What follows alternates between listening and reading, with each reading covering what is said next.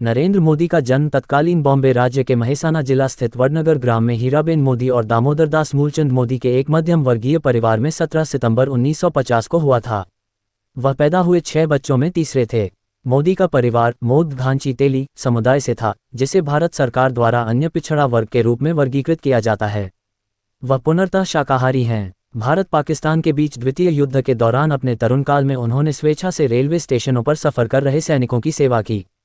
युवावस्था में वह छात्र संगठन अखिल भारतीय विद्यार्थी परिषद में शामिल हुए। उन्होंने साथ ही साथ भ्रष्टाचार विरोधी नवनिर्माण आंदोलन में हिस्सा लिया।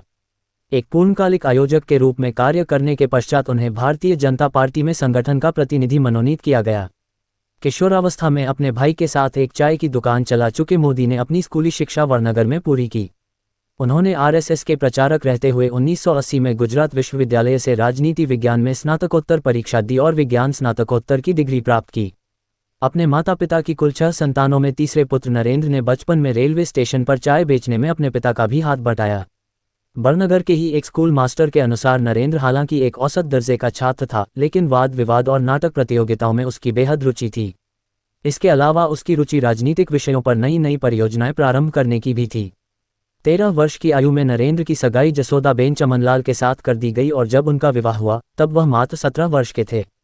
फाइनेंशियल एक्सप्रेस की एक खबर के अनुसार पति पत्नी ने कुछ वर्ष साथ रहकर बिताए, परंतु कुछ समय बाद वे दोनों एक दूसरे के लिए अजनबी हो गए क्योंकि नरेंद्र मोदी ने उनसे कुछ ऐसी ही इच्छा व्यक्त की थी, जबकि नरेंद्र मोदी के जीवनी लेखक ऐसा नहीं मानते।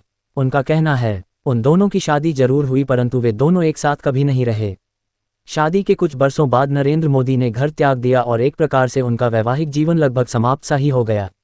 पिछले 4 विधानसभा चुनावों में अपनी वैवाहिक स्थिति पर खामोश रहने के बाद नरेंद्र मोदी ने कहा कि अविवाहित रहने की जानकारी देकर उन्होंने कोई पाप नहीं किया।